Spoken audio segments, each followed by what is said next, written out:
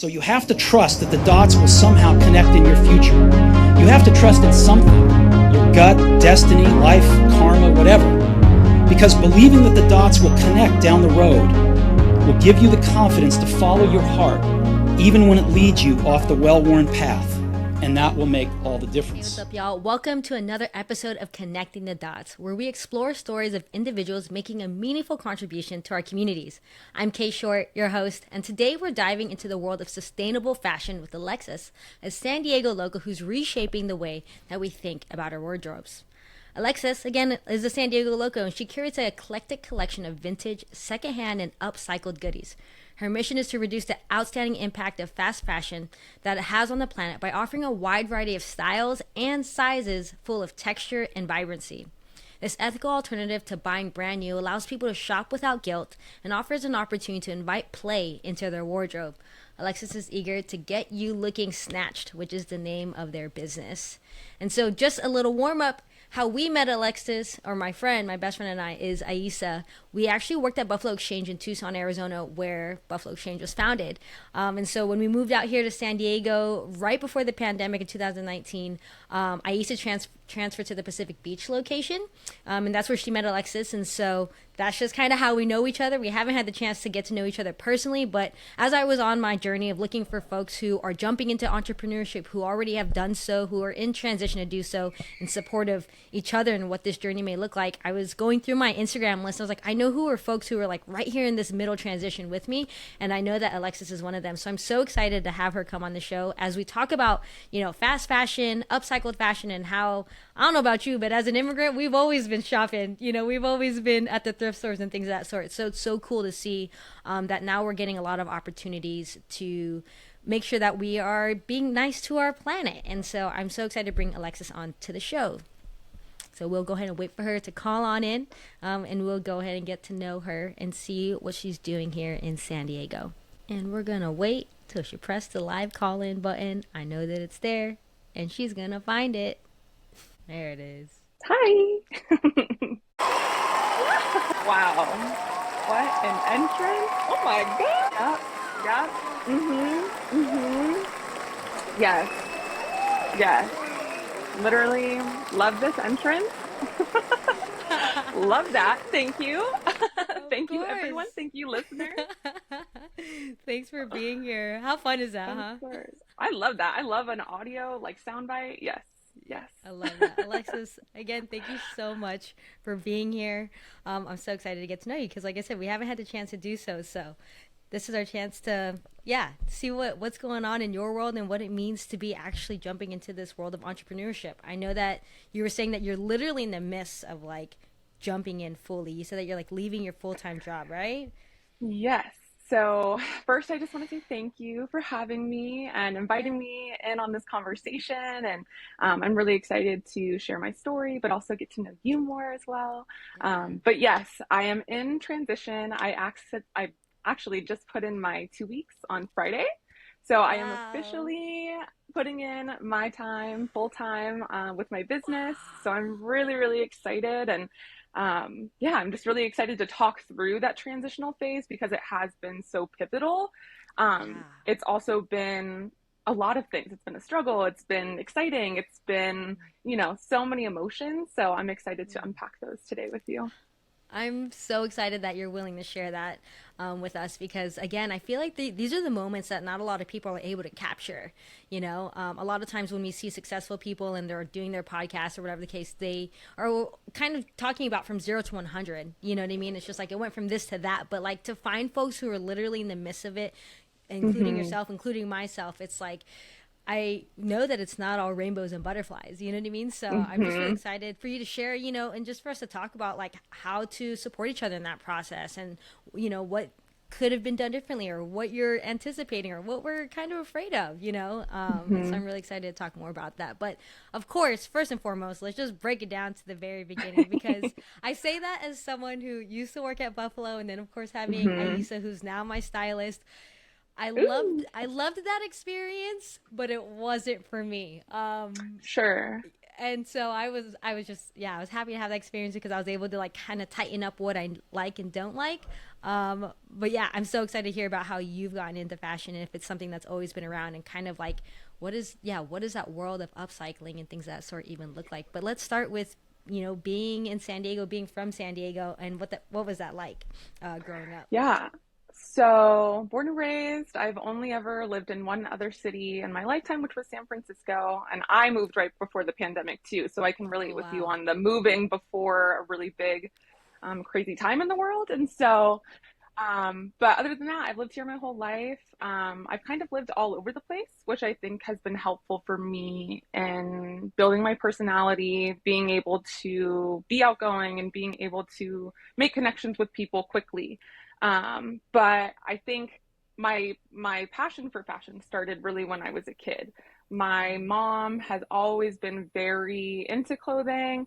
Again, I relate with you in the sense of, my mom is an immigrant from Mexico, so we were constantly at the swap meets, at the thrift stores, at the consignment stores, just looking for the best deals. And if we were in the regular shops, we were in the clearance section looking for the best deal. So we've always had that grit where it's like we're going to search for what we want and get it however we can and make it work however we can. And I think that initially my relationship with clothes was very different. I used to hate shopping. I used to hate because my mom, she's a fashionista, but we were usually Okay. in stores for adults. So it's like I Okay. was just sitting there like, okay. So I Yeah. would organize the shops for my whoever was working, and I was that person at like Marshall's organizing the toy section because I was like, this is a mess. I need to make this right. So I've always just had like a love for how things look and how things are Yeah. perceived. And I think once I realized that clothing could be used in that way, I just full force went heavy into it and just decided like, well, if I'm going to look different because I'm not wearing the clothes from the mall, then I might as well make that a superpower. So I really developed that sense of style, I would say, in high school and was thrifting on my own without my mom. So I felt some sort of power like, oh, I can make whatever outfits I want and I can express how I want. And so I got my job at Buffalo at 18, little baby Buffalo. Most of my Wow. coworkers were in their late 20s, early 30s. So I was just thrust into an environment that was so different than what I was used to, and personalities that were so different than what I was used to. And so I really do credit, that job for really teaching me personal skills and really teaching me how to work for something. When I first started there, I was actually only a cashier. I wasn't even hired on as a buyer, but I was like, I don't care. I just want to work with clothes. Like I had Yeah. grown up shopping there with my mom and always felt like, oh my God, these people are so cool. Like, like just so fun and eclectic. And so once I got the job as a cashier, I realized, oh, I want more. Like I need more. And Yeah. so pursued being a buyer, worked my way up into management. And that's actually what led to my move to San Francisco. I became a Oh, store wow. manager. Yeah, and Okay. transferred over there. Yeah, so I had a whole lifetime there. I'm glad that it's over, but but I think I thrived in that kind of environment. I thrived in the fast pace. I thrived in just connecting with people and talking about clothes all day. And yeah, it was always really fun for me. I love that. I love that. Wow. Okay. Well, we look at here. I know you're trying to take the fast track. I like taking the slow route. I like taking the scenic route. Okay, I Okay. get You it. have to I get imagine it. we're in a little convertible right now. It's the weekend, so we're taking the scenic highway now. Okay. Got it. Got it. Let's reel Awesome. it back. My fast Let's paced real. energy is like, I love it. I love it. So let's bring it back to San Diego. Of course, yes. as a new person here, I have to talk about this San Diego curse that I hear from folks. Tell you, I know, I'm sure you looked at that note. You're like, what am I going to say I about saw that? that. And I I was was like, I like, felt it, but I don't know if I know what it is exactly. But yeah, yeah, yeah. yeah. So from my observation, and I mean, even I was recently in DC, and cause I'm thinking about, oh, that might be a potential place to move. Just moving the East Coast in general, because the West Coast was a little relaxed, and there's nothing wrong with that. Mm-hmm. But I was Mm-hmm. like, I wonder if I got some experience there, if I would have merged the two. But they were saying, oh, like where are you at right now? I'm like San Diego. It's like, oh, this is gonna be a hard sell. You know what I mean? And so Oh no. I'm just a hard sell in them trying to get me to DC, right? Sure. So Yeah. I'm just saying, like, for San Diego, it's like quote unquote America's finest city, you know? And so I can only Mm-hmm. imagine what it's like growing up here when this is a place that a lot of people want to be already. So I'm just Mm-hmm. curious, like, growing up and, like, I don't know, we watch the movies, we're just next door, but we're like, you know, the vans and the skateboarding, of course, the Tony Hawk and things of that sort. I'm just curious, Yeah. like, do you find that a lot of folks, a lot of locals, like they typically stay around probably their whole life, or they maybe move a couple times and then they find their way back? Like, yeah, I'm just curious of what your thoughts are on that. Yeah, I mean, I definitely struggled with that. Like I said, I've only lived one other place and then I moved right back a year later. So Yeah. I fully fell into that. Like, this is such a great, beautiful city. And, my friends are here, my family's here, and really I have everything I need. But eventually it got to a point where it's like I was living for other people and, living on shoulds versus what I actually wanted. And I don't say that for the rest of my friends. Most of my friends are still people I've known since high school, and they're all Mm. happily living here and they're all happily content with their jobs and their life and their family and feel no need to move out of San Diego. And that's respectable as well. And I think there are so many people that have lived here their whole life. And San Diego is a beautiful place and it is full of different people and different cultures and different vibes for sure. You can go to North County and feel one way and go to South County and completely different. Yeah. And that's the beauty of it. But I think for me, it did almost feel like a curse. It did almost feel like I was trapped in this state of just being content with where I was versus actually challenging myself. Yeah. And I always tell this to people too, because I think because I moved around so much as a kid, I didn't always feel like I was from here. Mm. And it's not like I wouldn't wear it as a badge of honor, like, yes, I'm from San Diego, because that's what I knew. But once I moved to San Francisco and met a different kind of culture, I constantly had people being like, there's no way you're from here. You're too nice. And I'm like, that's so nice. Thank you. But to me, I think perception is just so different. And I always felt like I was this rough and tumble, like not, not off putting, but, I always perceived myself differently. So going to a new city and being Yeah. perceived as this bubbly, bright, fun person, I was like, oh, wait, okay, I am that. And I think it Mm. just boosted my confidence because I was able to see myself in a different light and interact with people who also lived in a city, but a completely different kind of city. Yeah. So I love San Diego, but I do think there is something to feeling stuck here because we have access to a lot, the beach, the mountains, there's just so much to absorb here. Yeah. But I think there's other things to absorb elsewhere as well.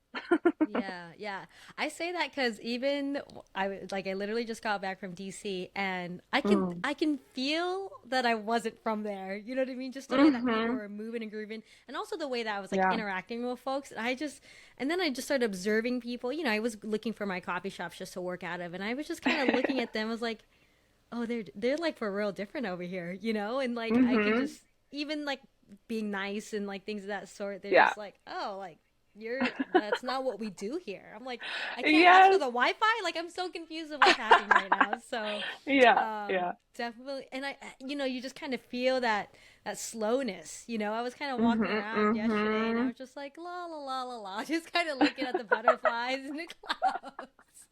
And yeah, when I did I that over love there, it. people were like, "Get out of the way." I'm just like, "Ooh, what? Well, Mm-hmm. sorry, there's a lot to look at around here." So, Yeah. Yeah. Well, is there and I something think that that's you the felt beauty. like?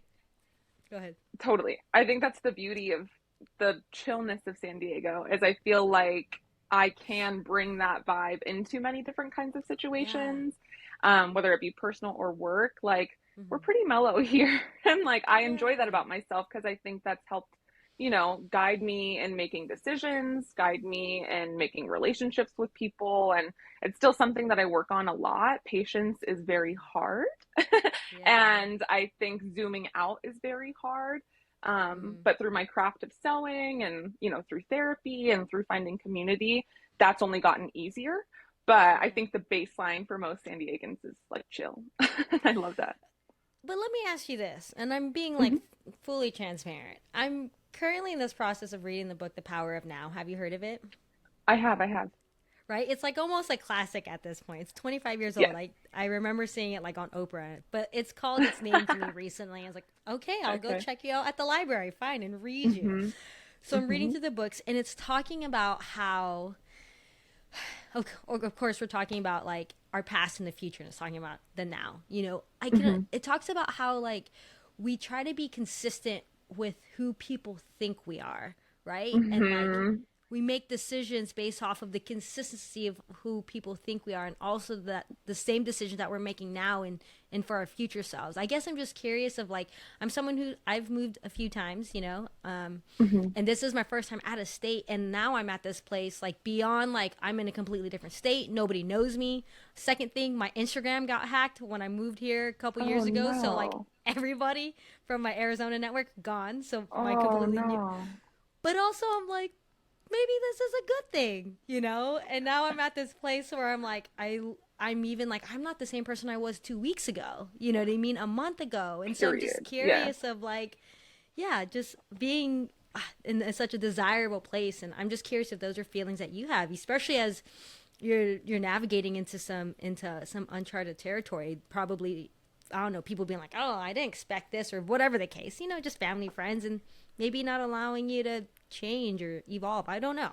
What is No, what are your most thoughts on most that? definitely. Most definitely. I think as a child of an immigrant, you're raised to kind of see things beyond yourself, and you're raised Mm, to support, I don't want to say everyone but yourself, but mm. eventually Oh, you do it so much that it becomes a part of you.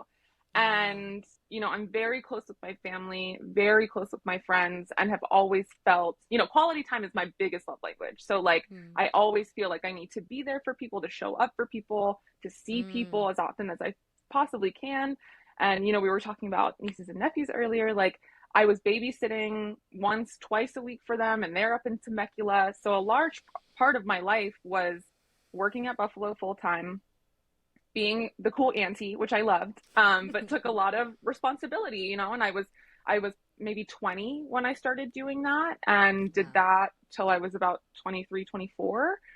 Mm, So really felt like I was, I don't know. I loved the role that I played in my family and my friend group, but I think I got to that point where I started to feel stagnant, and I started to mm, feel like I again was living for other people, and not really living based on the moves that I wanted to make. And I think that I mm, saw other people in my life doing that, and that grew into, okay, well, now what about me? And I'm looking mm, at other people center themselves and going, well, why can't I do that?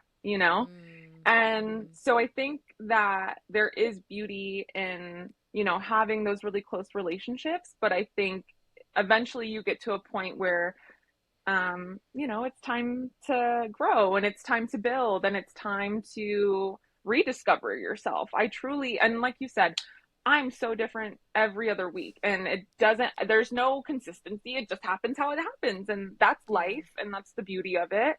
And I think the more you fight that, the Mm, more disconnected you become with yourself. So yeah. I think that sometimes those really pivotal big changes are very scary, moving to a different state, choosing a new career path, whatever it may be.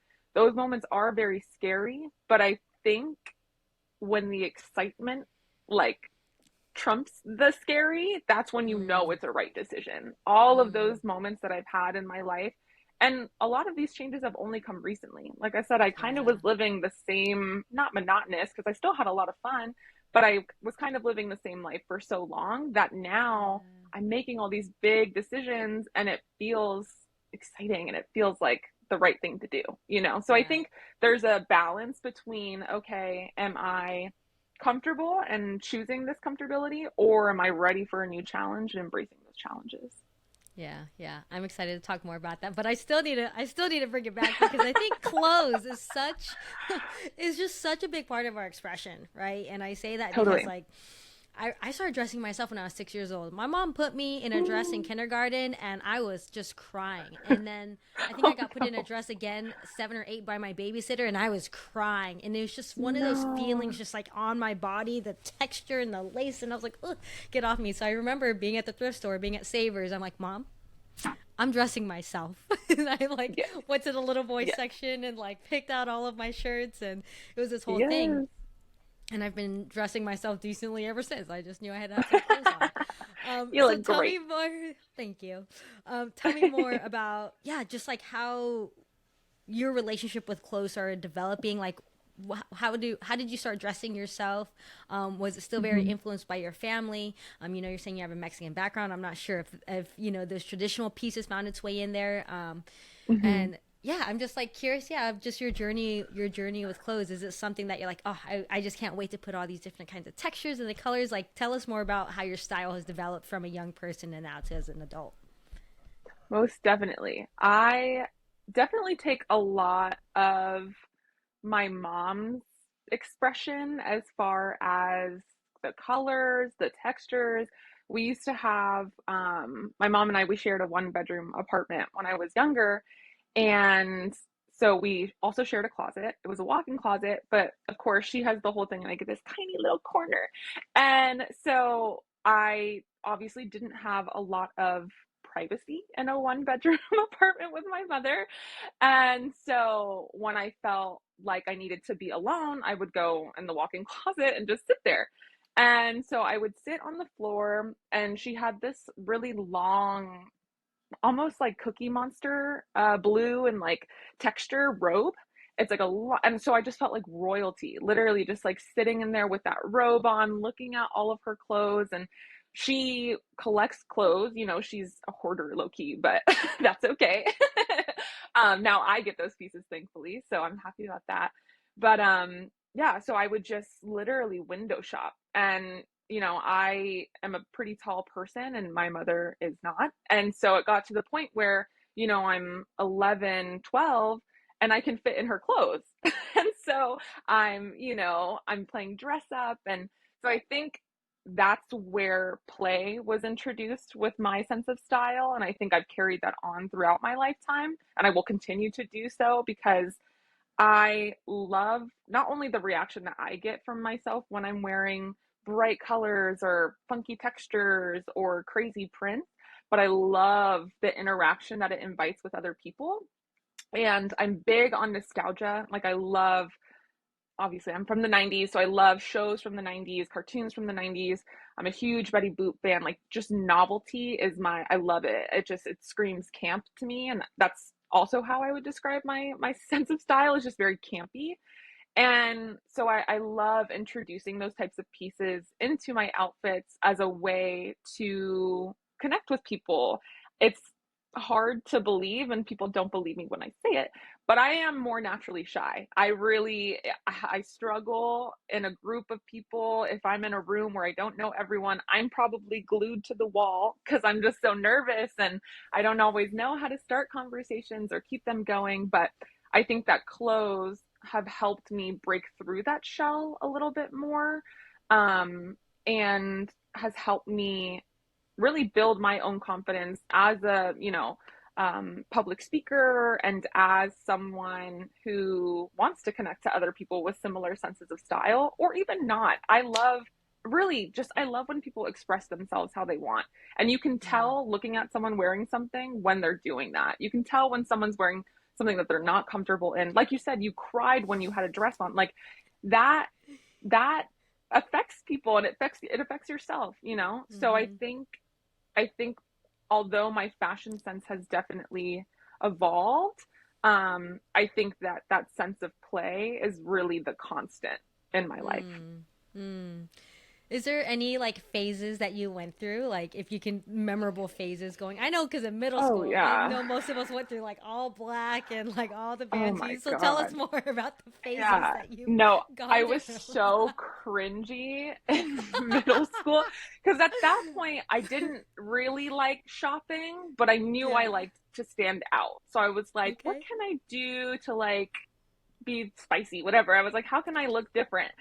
And so I would wear, or I would attempt to wear every single color of the rainbow in one outfit. So there were these vans that had come out that were like multi-paneled and all the panels were different colors. So Mm, it would be like purple, green, and yellow. And then another yeah. pair would be like red, blue, and whatever. And so whatever the shoe was, the outfit on top, different color. Mm. And somebody tried to clock me and was like, you know that like those shoes don't match the outfit. And I literally Wow. turned to them with so much confidence and was like, yeah, that's the point. Like, I know what I'm doing. It's called fashion. Look it up, sweetie. Just kidding. But I literally was like, and I think that was a pivotal moment where I realized like people can say whatever they want, but if you walk out of the house and you're like, I freaking feel good and look good, then that's Mm, all that matters. Like mm. who cares? They're just clothes, you know, they're just clothes. Yeah. Like, but at the same time, exactly what you're saying for folks who are probably a little bit more introverted, which I've observed is that a lot of times the introverts are the ones who are killing it, you know what I mean, in fashion because that's their favorite Yeah. way or best way to express themselves. So Yes. out of curiosity, how would you describe San Diego's style and fashion? Oh my God. It's gotten better. I will say. I will say it's gotten Okay, better. tell me more. It was struggling for a while. I mean, you know, it's like yoga pants and rainbow sandals and all that. But I think I've been now that I'm in more of the places that I want to be as far as like the arts and, you know, Mm, museums and you know, I just think that I've seen more people who do have that desire to dress up and not even dress up as far as like fancy goes. You know, I think people have this idea that like when you dress up, it has to be like black tie. And it's like, no, like anything can be dressed up if you want it to. If you wear it dressed yeah, up, it's going to feel dressed up, you know? yeah.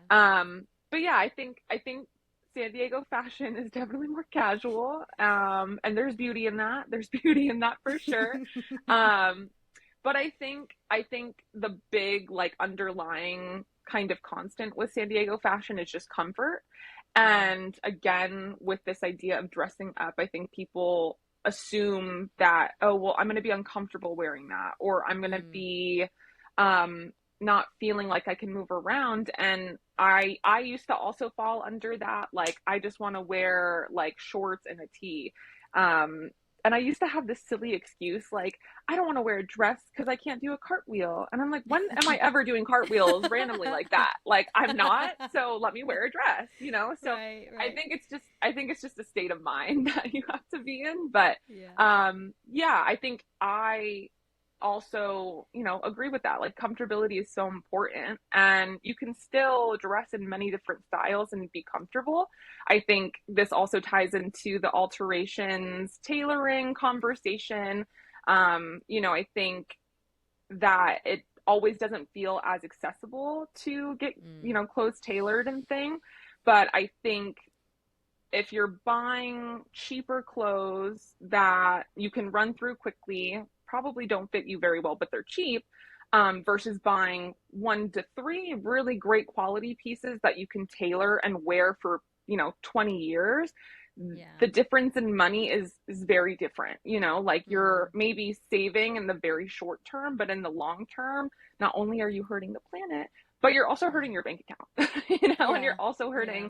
you're also hurting your comfortability and your ability to wear what you want and feel good in, you know. Hmm. So I think comfortability is one of those like I think in fashion it can sometimes be looked down upon, but that's just a matter of, you know, increasing the just the idea of how clothes should really feel on your body, you know. Hmm. Hmm. Hmm. I will say, you know, coming from Arizona, I can now, first off, learn that y'all call us zonies. Okay. So, This is true. This is true. Okay, but also let's also admit that we're kind of like first cousins. I'm observing. I was not one of them, but I do feel like we're first cousins. Where it seems like obviously they start heading out to the beach when summer's here. It gets too hot there. Yeah. But I do have noticed there's a lot of family between. There's a lot of family in Arizona and San Diego. So it's like, come on, this is like first cousins. But I will say, in terms of fashion, when I do see them come to town, I was like, oh, that's what we look like. I just like look. I was like, oh yes, I know where you're from because I was there. So it's very. But I think we have to attribute to the weather, right? It's hot, so you're gonna wear just a t-shirt and some shorts. But at least here, there's a little bit of breeze. You got a couple layers, maybe, so it's not too bad. I guess I just want to say, now that I notice what I've looked like for the past 30 years, I can say that I don't think San Diego is that bad. No. Like I said, it's gotten better. It's gotten so much better. I'm proud of the San Diegans that have stepped up their game. I can see though, like even with just Vans now, it's like this makes a lot of sense because you never know when you're going to be at the beach. You never know when you're going to be skating. You never know if you're going to be at the park. So now I totally get the whole slip-on culture where you're like, okay, this is why this shoe is so necessary. Comfort is key. Comfort is key. Yeah. Before we start talking about Snatched, my last question for you on like just personal fashion and style, like what era do you feel like you're in right now with how you like to dress yourself and shop? Yeah, I have always been a more like tomboy, like growing up, and that's why I hated clothes and shopping because I was like, this isn't what I like sports and I like, so I think as I've gotten to know myself more and learned more about different silhouettes and different eras, I think, getting more into my feminine era. And I still love the dichotomy and the balance of, being able to dress however I want on a certain day, however I'm feeling. But I think more recently, I have been tapping into more of like longer dresses and longer maxi skirts and, just really trying to incorporate more of that like 60s mod kind of era where it's very structured, but still very feminine, bright color, and again, the bright colors, the fun textures, that's always going to follow me in whatever I end up wearing. But I think that I am just excited to continue getting to know myself as a woman and exploring silhouettes that maybe I didn't deem flattering on me before. And now I'm like, ooh, I'm a woman. Is there a style that you would love to try, but you're like, maybe not? I don't know. Or is everything is a go? Like you're willing to try anything?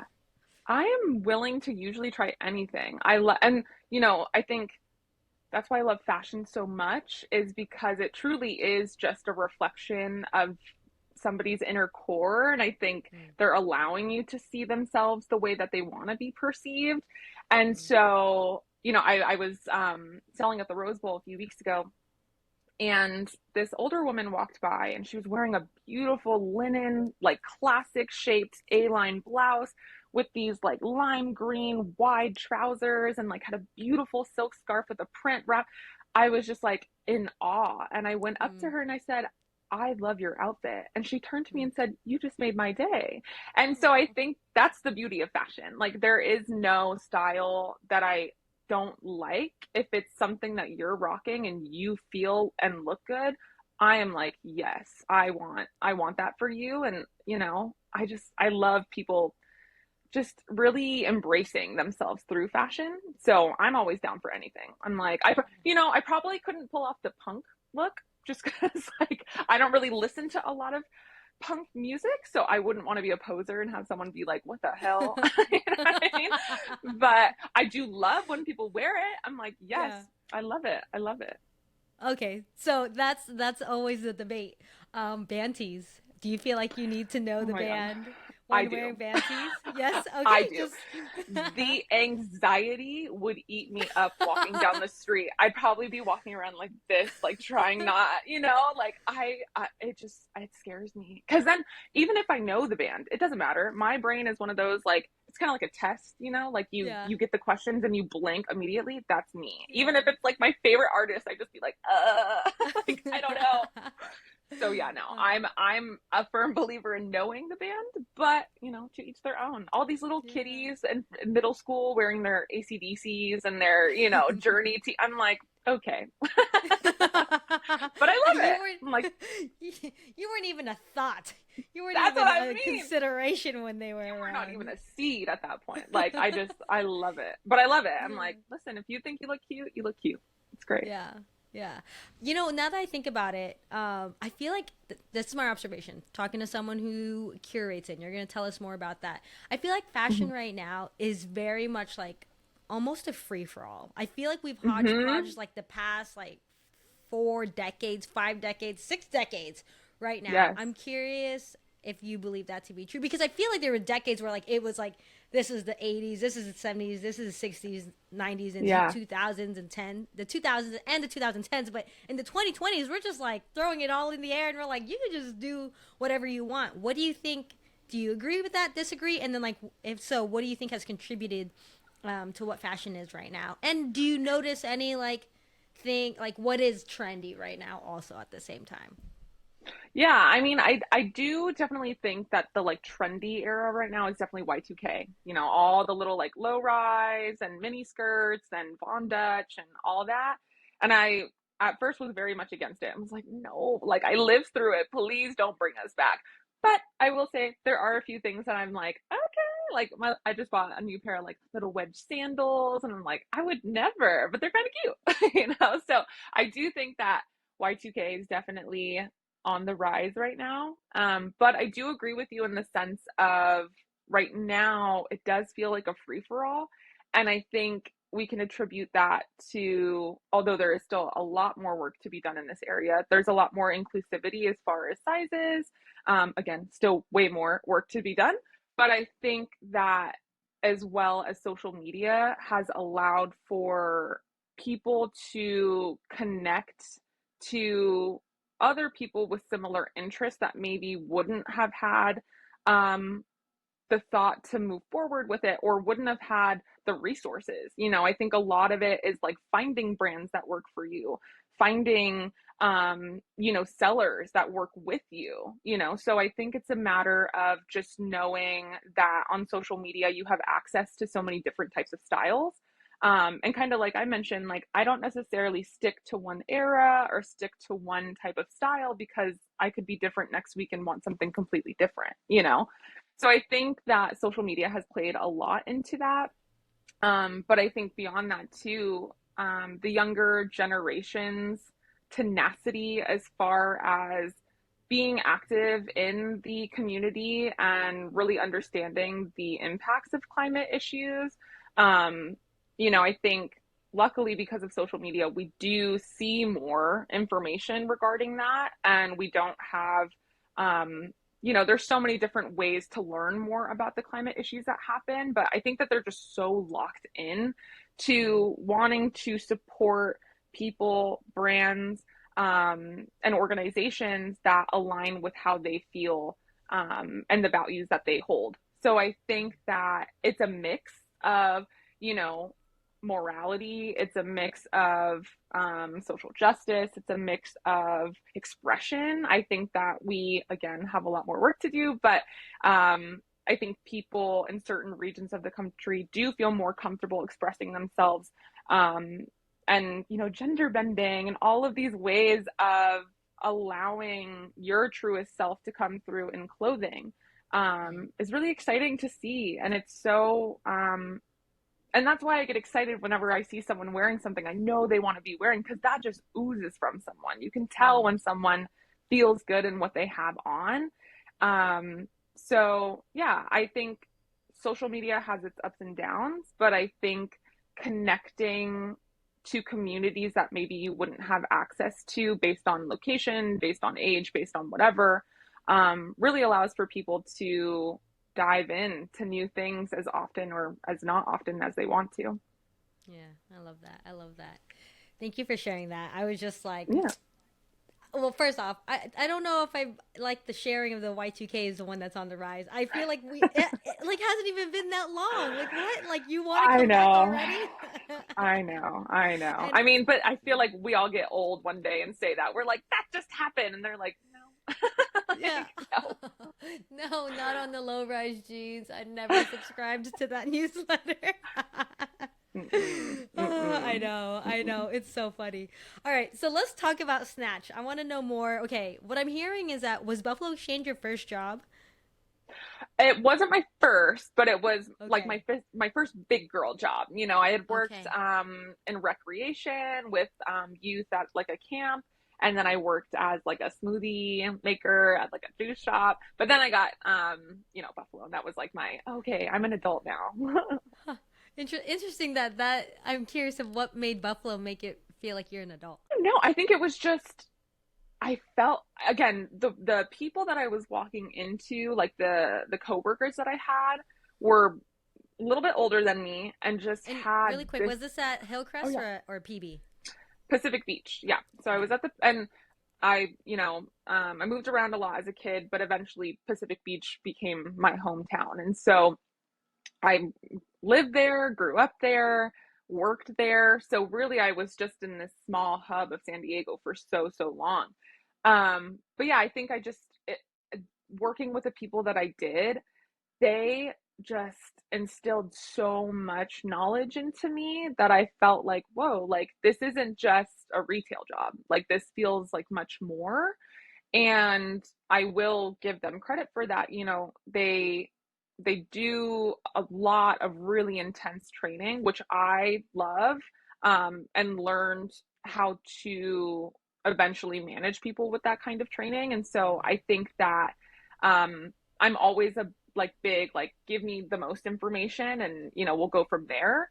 I like to be prepared, and that's always nice. But yeah, I think just having the coworkers that I did made me feel like, wow, like this is serious.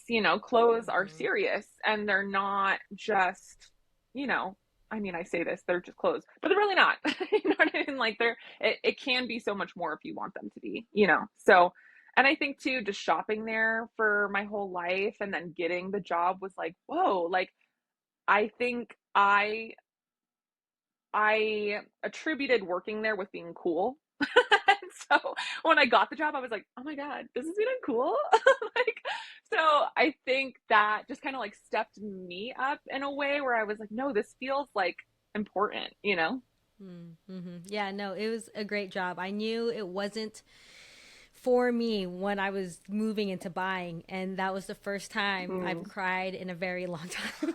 Oh It no. was just so overwhelming. It was just so many Yeah. options to dress a mannequin. And I was Yes. like, Yes. I was not that kid. And I say that because it brought me back to a memory in third grade where I remember that they sent us home like with a permission slip or something like that, being like, "Do you want Mm. your child to wear uniforms or not?" I was like, "Mom, please say yes. I don't know, so I don't have to think about what I have to wear tomorrow." And I'm I still hear a very lot of much people say that. I get that though. I get that. Because, like, sometimes, especially when you're a kid, you're rolling out of bed. You're like, I don't even want to go, really. So, like, just tell me what to wear and I'll go. So, I yeah. kind of get that. I get Yeah, that. yeah. So it's, when I think about my style now, it's still pretty uniformic, but I appreciate Buffalo's experience in allowing me to like just really hone in on that and realize I Yeah. can just discard 95% of everything else because it was just too much. It was too much for my little brain then, and it is too much now. So I give you all so much kudos for just like enjoying it and making it a fun process Hmm. for folks. Yeah. So tell me more about when you transitioned as a store manager to San Francisco. That's a huge deal. Tell me about Yes. how that It, experience went, and I'm assuming it's contributed to Snatched. oh, most definitely. I think that when I made the decision and accepted the role in going into the store manager position, I was so craving a change in environment, in challenges, like not to toot my own horn, but I think I was a really great associate manager and really prided myself on the team that I had built and just how efficiently things were ran. And I just loved that. But I felt almost too comfortable in that, where going to work felt like, okay, like I know what I need to do and I'm going to do it and then I'm done. So I wanted more of a challenge. And San Francisco is somewhere that I always wanted to live in. I was planning on going to San Francisco State University and chose not to. And again, living my life for other people, my One of my nieces had just been born, so I felt some sort of tie to staying home because I really wanted to be a part of her life and a part of my family's life. So I chose not to go. So to me, this was my second chance to go. And yeah, so I moved there, I believe, the end of October of 2019, and was just thrust into the job. And that came with its own battles. And I honestly think that working there kind of, I don't know, it took a lot out of me. I think not only being in a new place, but also not knowing anybody there, not having really any connections there. And then working as much as I did, there were some months where I was working 7 days a week. And as a store manager, that's your role. And so I started to experience burnout. I started to experience just not feeling in tune with my team, not feeling in tune with myself, and still being so happy to be in San Francisco. It's a beautiful city, and being able to explore invited the play that I was looking for at Buffalo. So I still had that, like, wow, like I'm really struggling at work right now, but I still have the city and I'm still really excited and I'm still full of, um, inspiration and just full of like wanting more. But then the pandemic hit, and that obviously caused a lot of just soul searching. And, obviously being up there by myself, I was terrified being in a new city. I didn't have a car. I was essentially stuck, Um, so I think that that time really put things into perspective for me, where I realized that, you know, it's not it's not about, I don't know. I think I understood the importance of resilience, but also understood the importance of listening to myself and trusting myself. I think that's a huge hurdle that I've gotten through in the past few years, is just trusting my instincts. And as, you know, exciting of an opportunity it was, I think eventually I just couldn't handle it anymore. I think coming back after, things began to open, there were also some internal things that were happening at Buffalo that I wasn't comfortable with. I wasn't comfortable with certain stances that they were taking, with all of the social issues that were happening. George Floyd was murdered, and there were just certain ways that they were trying to address that topic that I just didn't feel aligned with. So I think it was a reckoning of, okay, like I tried this thing. It's not really going the way I wanted. I'm not feeling attached to this job. I'm not feeling attached to my employer. And, Buffalo builds up such a big company culture of, we're a family, we support each other. And I just didn't feel that in San Francisco. And so I did make the decision to come back to San Diego. And, I was working through the pandemic from home. So I was lucky enough to keep my job through that time, and was lucky enough to build savings during that time. And so when I got home to San Diego, I decided to just take off a few months and really reevaluate my life and reevaluate what I was looking for, what I wanted to do, who I wanted to be. These were all questions that I had never asked myself and had never really dove deep on, in fear of whatever, can of worms that opens. And so I'm really thankful for that opportunity, because although it was one of the most challenging times in my life, I discovered so many parts of myself, and really just built a new version of myself that I could feel happy with, and I could feel proud of, and I could feel aligned with. And I think when you can readjust your life where you're back in alignment with yourself, is really where things start to take off. And I'm happy to say that that is the case for me. but it was one of the most challenging times of my life, most definitely. Yeah, that I think that was a challenging time for a lot of people. Yes, You know, yes. but not only that, I'm so curious about this part because I think what I'm observing through the conversations I'm having with folks about transitions is the importance of that self-awareness practice. And I'm Hmm. saying this particularly, you know, if young folks and just in general people are watching, like how important it is to do that hard work. You know what I mean? In terms of like, it may sound so silly, but it's truly a simple Chat GPT prompt. Be like questions I can ask myself to get to know Yes. myself better. You know what I mean? Yeah. Yeah. But it's the time it takes to really sit down and look at yourself in the mirror and be like, am I even the person that I want to be? Hmm. And if you're so willing, I'm curious of the person you were prior to the pandemic and like what Yes. had been uncovered and unraveled during that transition specifically.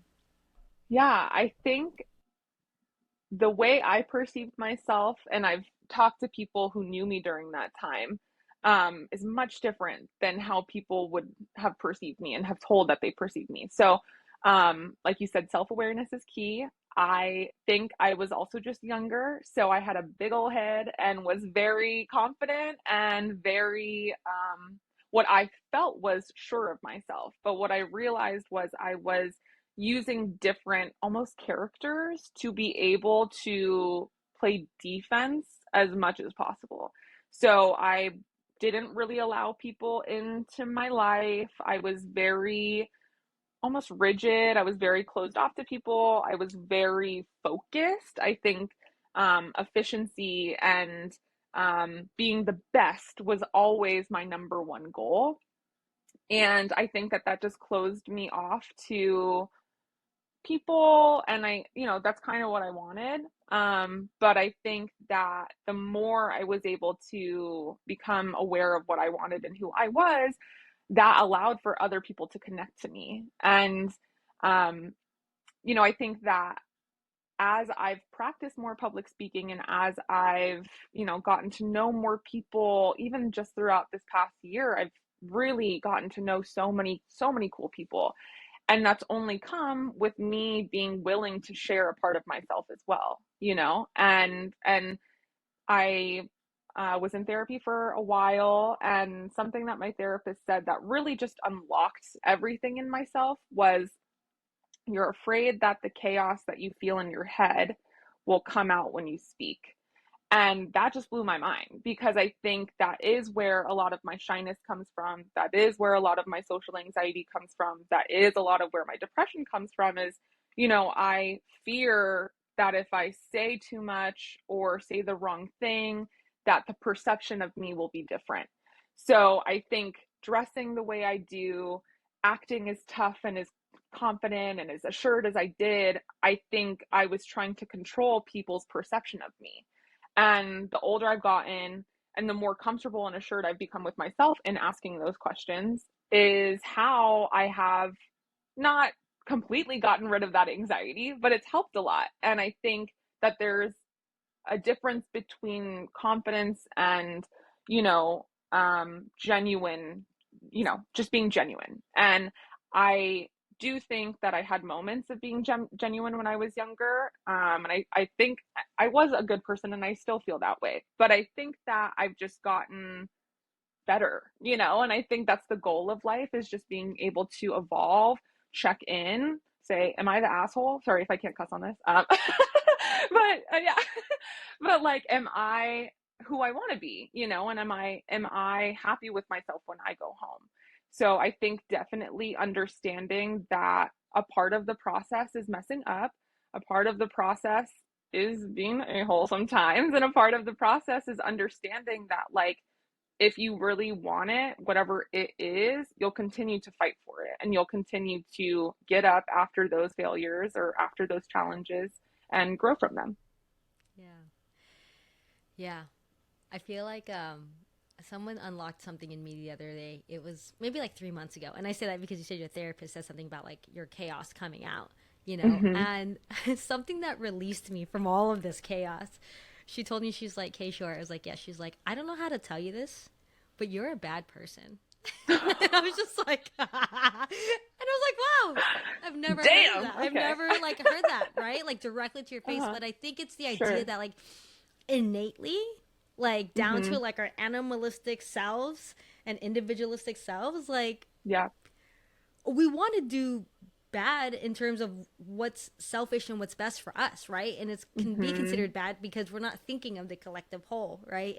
Mm-hmm. And so I know it sounds so counterintuitive, but once I've released myself from trying to be perfect, when I've released myself from trying to become anything or Mm-hmm. whatever the case may be, I was like, yeah, I am a bad person, but I choose otherwise. You know what I mean? Like Yes. it was just, Yes. just talking about unlockings is like I choose otherwise, and I Yeah. think that's that part of grace where it's like I have to give myself. It's like yes, sometimes, and I'm just gonna be honest. Sometimes when I'm riding in a car and someone's taking too long in a crosswalk, I'm like that would be 10 points right there, 10 points.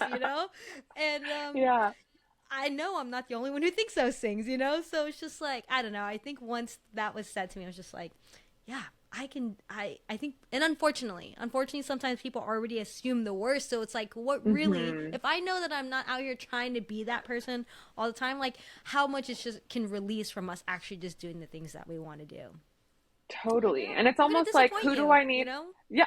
Well, and that's the thing. It's like, it really just comes down to what am I trying to prove and to who, you know? Yeah. And I think, again, with my competitive spirit, it was like, I have to be the best. I have to look the best. I have to act the best. I have to whatever. And it's like, but if it's not what you want, then why do it at all, you know? And Yeah. so I totally hear you on that. Totally hear you. Yeah.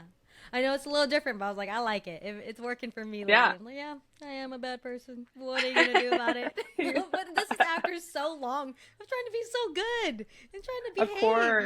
and Of coming course. from immigrant families, like that was like one messaging I got all the time was like, don't cause any problems.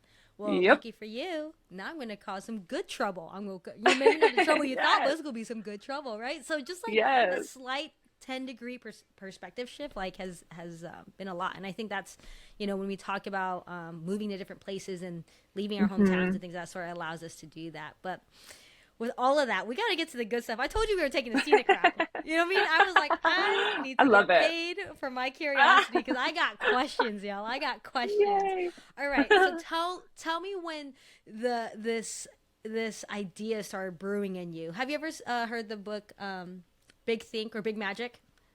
No, I haven't. Almost a classic too. I like reading Okay. classics, Yeah. classics. Socrates classics, no classics of our time. It talks Yeah. about how ideas come to us, and Okay. they're looking for people to collaborate with, and that if you don't choose to collaborate with you, then it'll go to somebody else. And so a lot of times that's when you're like, oh, Mm. that was my idea. It's like, yeah, but you didn't do anything about it. So Yeah. you've done something with it. So tell us when this idea started percolating for you. Yeah. So once I took off that bit of time from work, I think that I was still forming my idea, and it took a very long time. It wasn't a short time that I really formed what I wanted to do, and it's also changed many a time. So I think that's also something to note for people who are building a business is that it will change, and that's okay. Initially, when I started thinking about reselling again, obviously I had the experience at Buffalo, but I knew I wanted to work with clothes in some capacity. I knew that I wanted to just be around clothes. I didn't really care how I was around clothes, but I wanted to be around clothes. So I started reselling just online.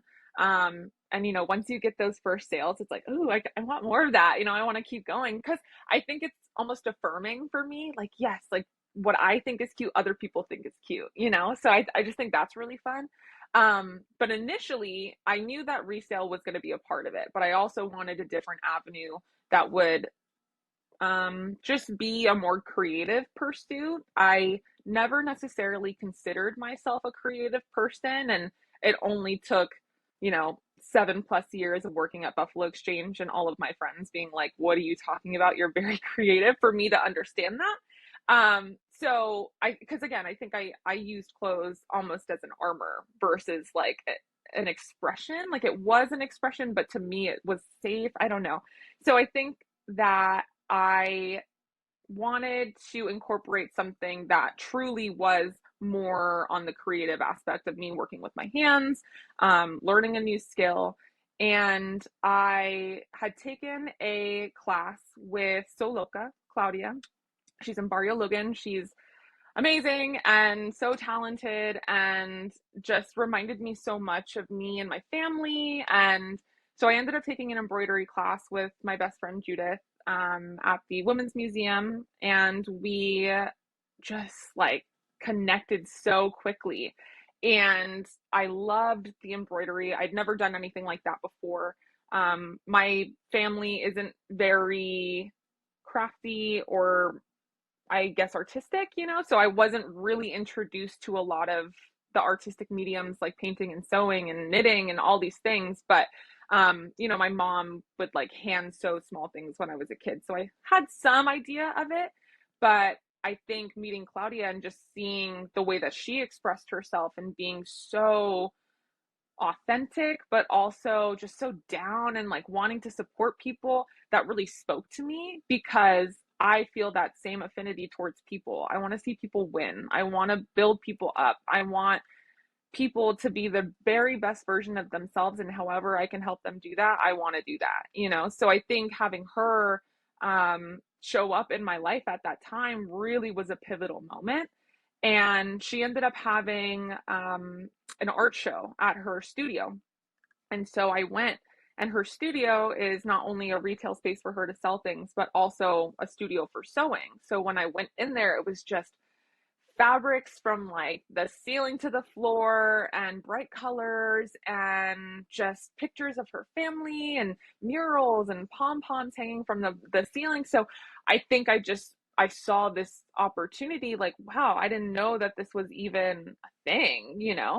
And all of her clothes are cut and sew. She uses all sustainable fabric, secondhand fabric. So I think it was just the perfect blend of seeing someone so authentic to themselves and their own style, but and like incorporating their traditions, their cultures, but then also being creative, being handy, working with your hands and building something. I'm that friend. I love like detangling jewelry. That was like my job at Buffalo because everyone hated doing that. I love like just small, like intricate things like that. I love building IKEA furniture. Like I love building something, seeing it in its final product. So I started to learn to sew on my own. I YouTubed a few like how to make a tote and made a bunch for my friends, for my family. They were the bachelorette party gift for my best friend's wedding. Like I just dove deep into it and was like, I really like this. I really like this process of seeing something go from a flat piece of fabric to whatever you want to build it into. So I think introducing sewing in my life really allowed for me to see other types of ways to incorporate sewing. Initially, I thought it would be a resale and alterations business. We kind of talked about tailoring. And I think there's a beauty and there's an art to tailoring, but I think wanted to I wanted to embrace clothes that had already been in production and were already made as a way to combat the rampant excess that the fashion industry has and the role it plays in climate change and climate issues. And so I didn't want to encourage people to buy brand new dresses just to bring them in to get tailored. And while that is very important still, I just wanted to really highlight the beauty of secondhand clothing and the beauty of, changing secondhand clothing in a way, whether it be tailoring or adding, paint or adding trim or ripping it apart and making something completely new. So I think that I just really got excited about the endless opportunities that come with upcycling and sewing, that instead of focusing on more of the alterations and tailoring, I decided to become a sewist and decided to really put my creativity and my spin on things in the business. Oh, I love that. That's so crazy to think like first off, I love that you're like, it's going to change, And Yeah. so I think for most people, and that is a note for me to be like, okay, like whatever I start with now, it's probably going to change later because I'm sure people are going to tell you otherwise, or something else is Hmm. going to percolate in you and be like, oh, we need to change directions. Hmm.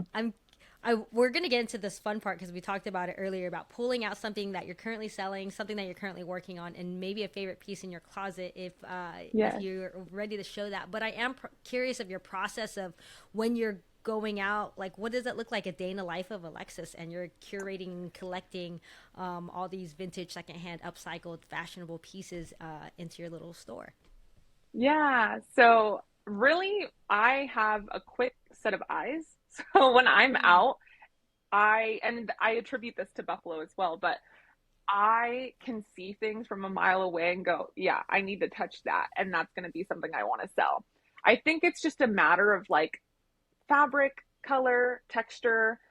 I think too, clothes pre, 2000s were just built different. Like Mm. quality wise, they were much stronger, fabric wise, better fabrics, and they were built to last. Now we have things that are built mostly from polyester, kind of wash away quickly, pill in the laundry, so now we don't really see a lot of that quality.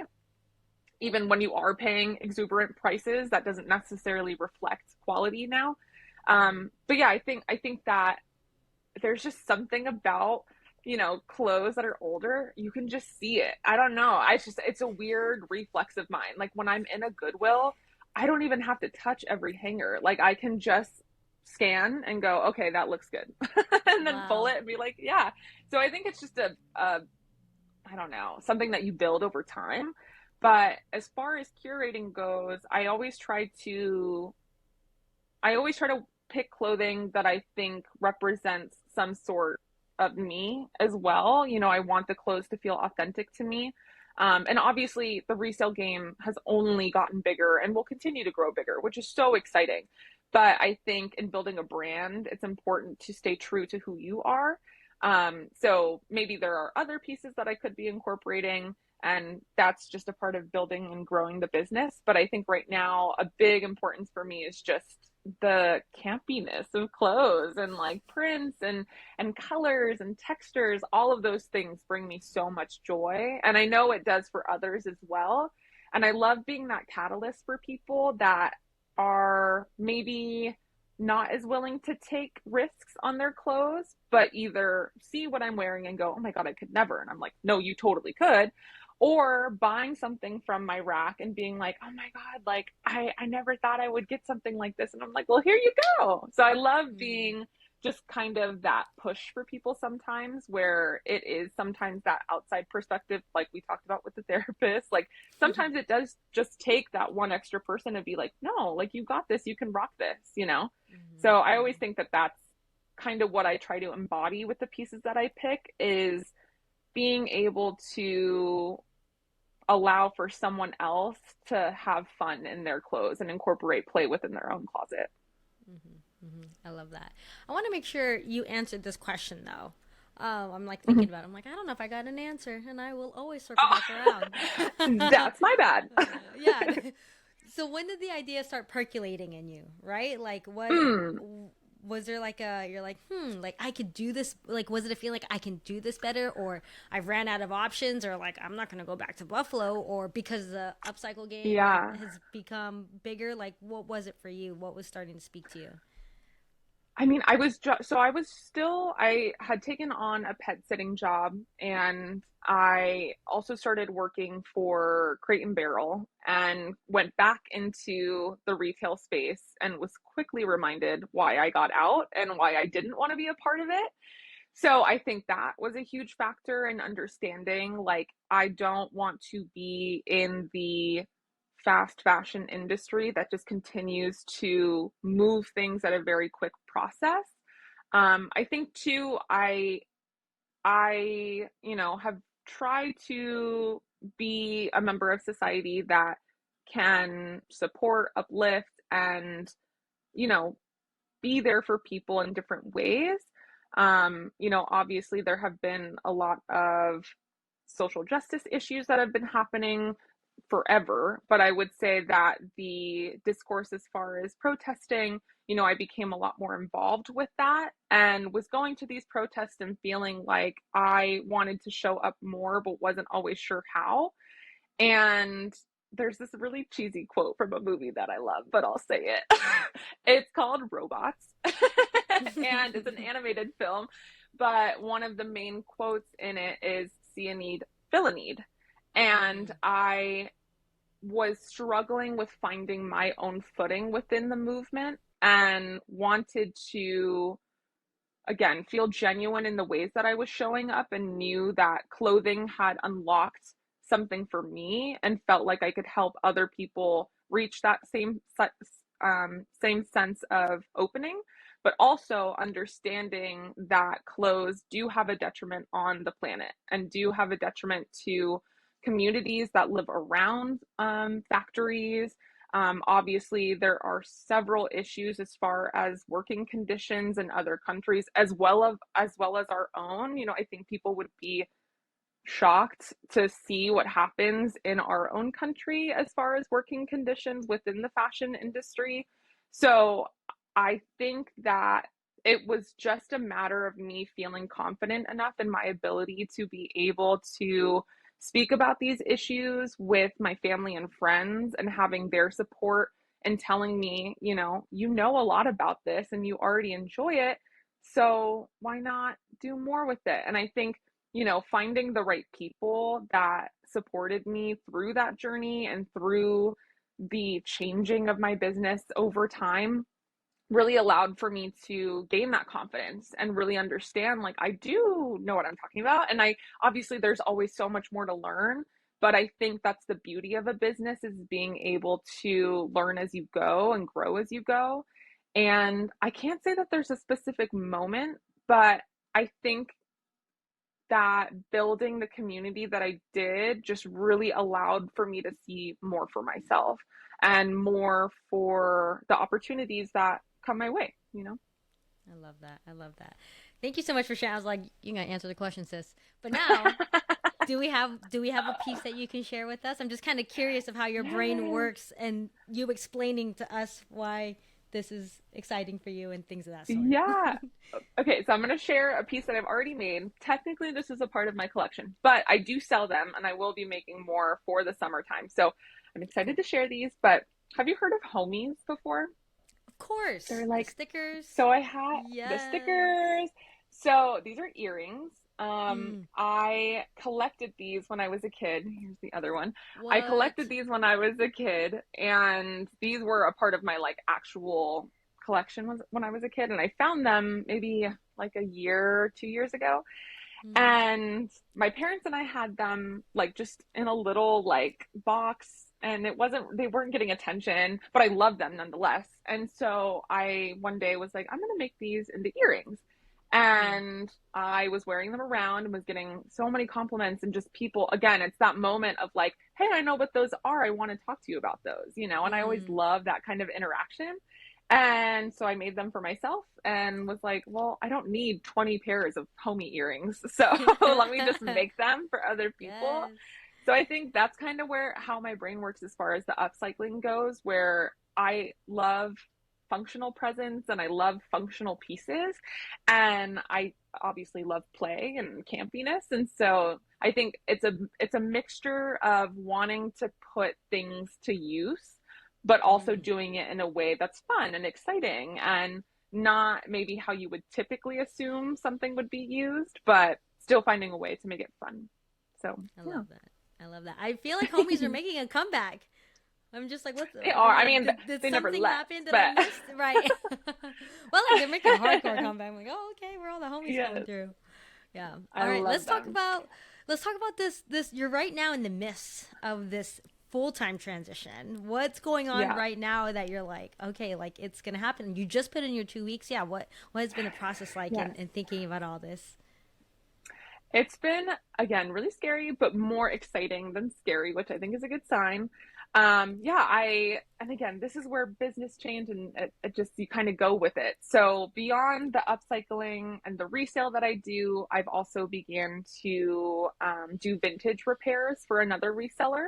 So incorporating my sewing skills into breathing new life into pieces.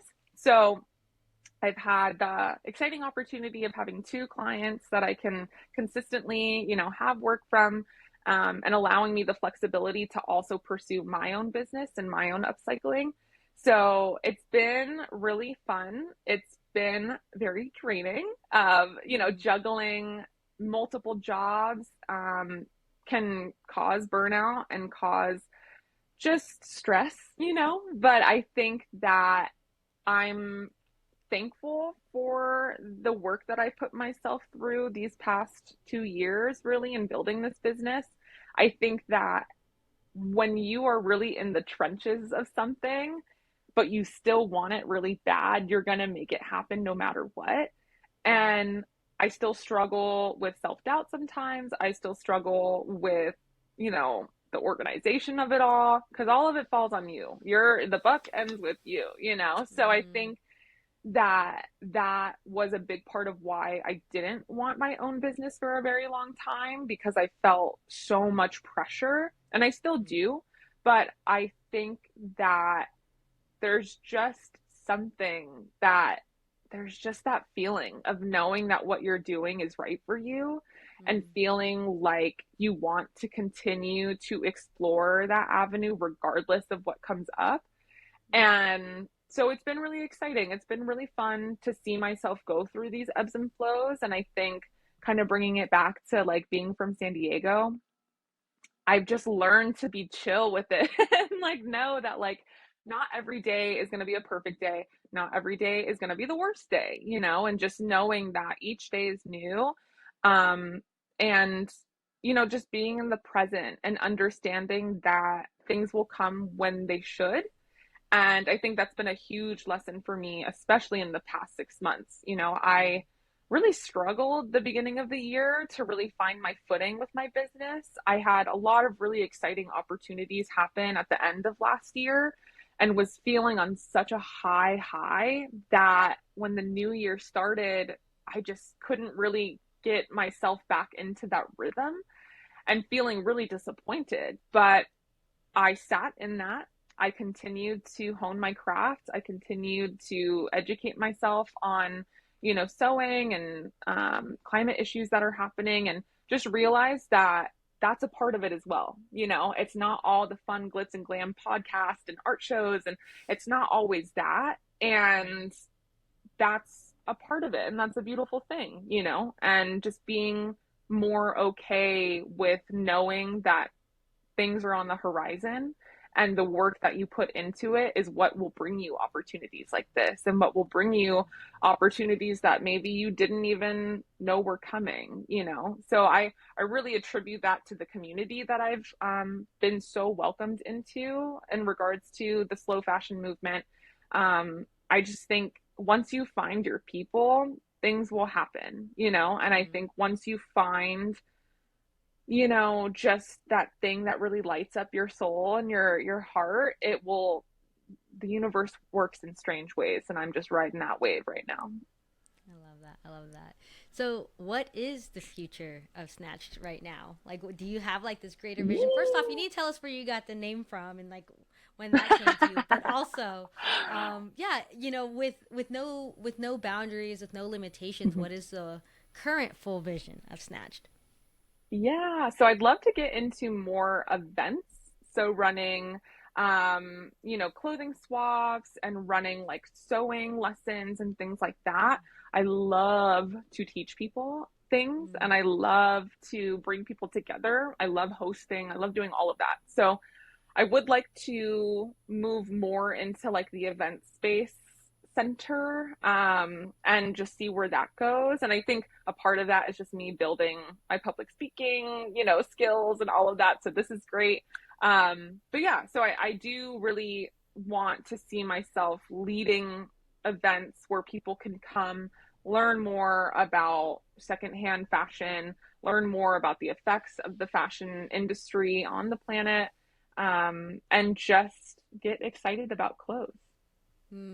This is sorry, I don't mean to go. This is where my brain gets really excited. When someone says an idea, my brain is like, how can we make it happen? You know? So Yeah, just to put it yeah. on record, the idea that came to my mind was like, I'm thinking about, right? Like I'm thinking about young people. I'm thinking about how they're consuming clothes and things of that sort. But I was like, what would an event look like if you did like a one-on-one on like buying? You know what I mean? And you like, you Yeah. brought in, vintage clothes, and you brought in or anything that was made before the 2000s, like you said, and then you bring in the H&Ms and like you have them touch it and feel Mm, it, so that yeah. now it's tactical when they go into these stores. Like, yeah, that price looks great, but maybe you collaborate with someone who does finances, which I can connect you with someone who teaches Perfect. young people.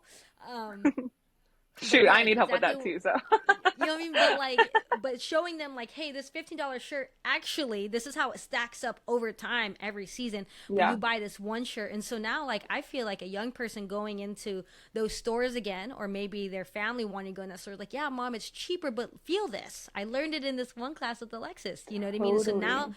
they probably won't even want to go into those stores anymore because they're like, I know what these are actually made of. And now, maybe you're going to have to throw in a documentary in there and be like, this thing that you just bought that you're wearing right now, like, this is how it Yeah. leads to the global conversation. But even so, see, this is where I get all excited.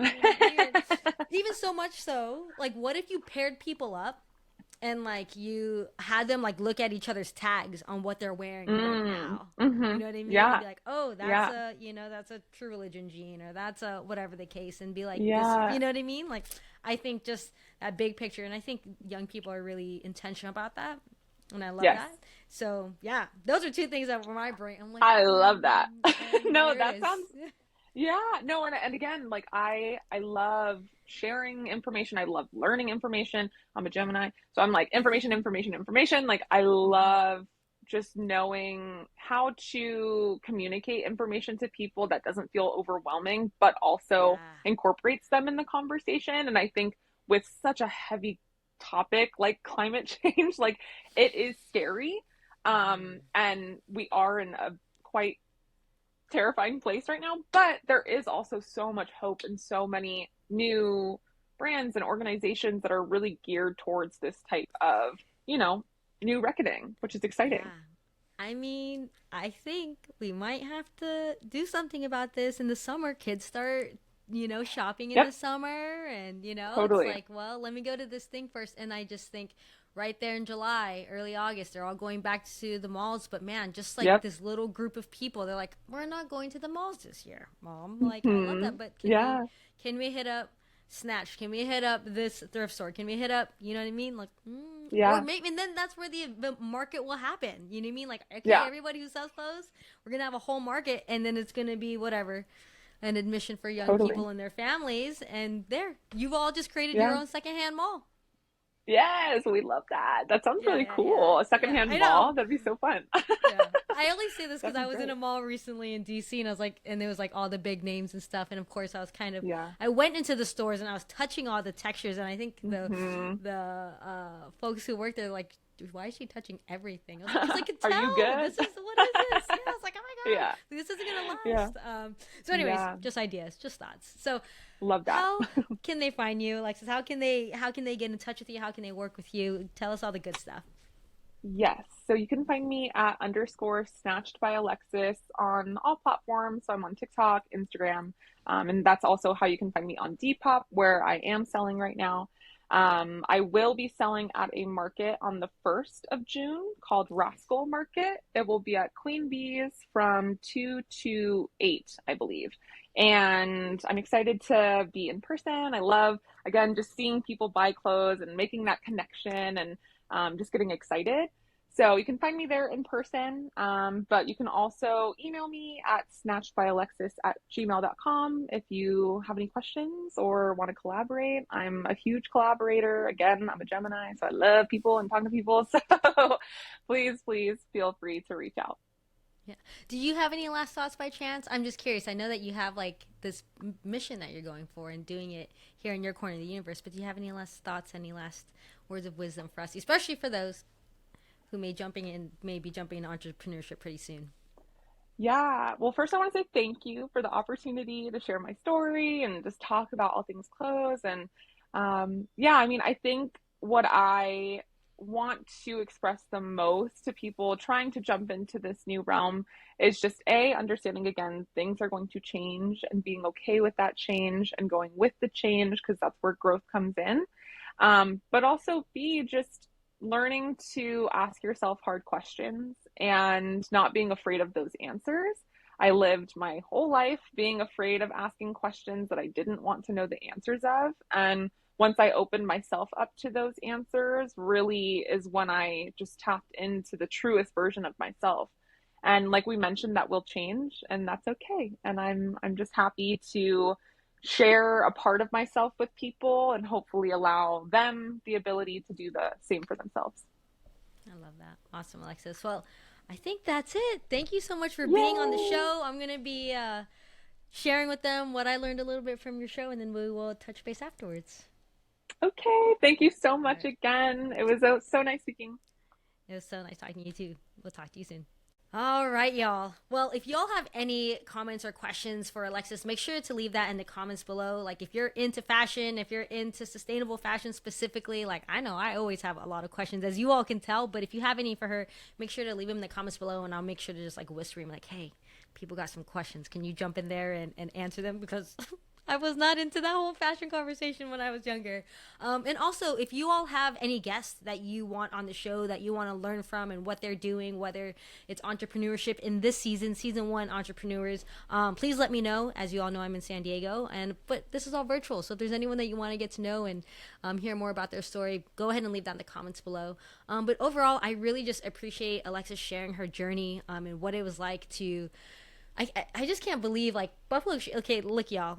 I know y'all are like, I want to get my first job, things of that sort. And I agree with Alexis. Buffalo Exchange, despite, the things and the decisions that have been made in the past, at the end of the day, it's still a really great job. So if you are in the fashion, I would second that is a great place to get started. As you can tell, just this experience alone for her has evolved into her own business, so you learn things that you probably wouldn't learn if you worked in the malls, working at one store. And it's because I will say this from experience. When you're at the buy counter, if you ever get to that point, you have to learn about textures and fabrics and quality, and then you'll start being able to tell the difference, and it will just completely change the way that you consume clothes in the future. And of course, then you have amazing brands like Snatched, and for everyone else, a lot of people who are just coming up with the upcycling and the sustainable fashion. It's just such a great foundational job in terms of you just building the life that you want to live. Exactly what Alexis is talking about. It's like clothing and fashion is such, not necessarily easy, but it's such a great way to express ourselves.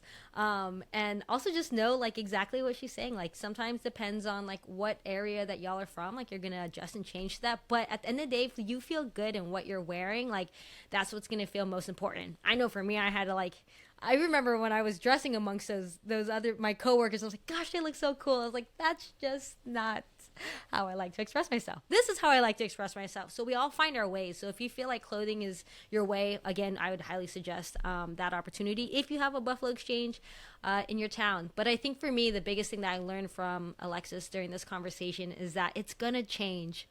I may have an idea of what I want the business to be now, businesses, whatever the case may be, but that it's going to change. And I think as someone who likes to see the whole staircase, to be adaptable to the change just from one step to the next. And so I just loved her sharing her openness about that, about like how it can be scary and how it may not turn out the way that she started it, but having that openness to be like, well, I thought it was going to be this, but now it's going to be something else. And I also just want to commend her for just taking the leap and wanting and putting in her 2 weeks, literally last Friday, y'all. Like, that's huge. That's crazy. So I can only imagine all of like the emotions that she's going through. But I think it's important to realize that even though we may be in these messy middles and it may not always look pretty, it's also something very necessary and a part of the process. So just like you heard about her going to San Francisco and then during the pandemic, like those are the most monumental times that really unraveled more of who she is. And so I look forward to more of her story, more of her journey in the future. And, maybe we'll bring her back on. I mean, I know we will, but we'll bring her back on and she'll be doing events this time and like whatever the case may be. And overall, I'm just wishing future success for her and for Snatched. So thank you all so much for watching another episode for Connecting the Dots. Don't forget to subscribe or not subscribe, whatever you want to do, for just future episodes. And if you want to leave us any comments or thoughts on this episode, I'm more than happy to read them and engage with y'all. But until next time, continue connecting the dots and pursuing your dreams. So stay tuned for our next episode, where we'll continue to explore the stories of inspiring leaders in our communities. All right, y'all. I'll talk to you soon. You have to trust that the dots will somehow connect in your future. You have to trust in something, your gut, destiny, life, karma, whatever. Because believing that the dots will connect down the road will give you the confidence to follow your heart, even when it leads you off the well-worn path. And that will make all the difference.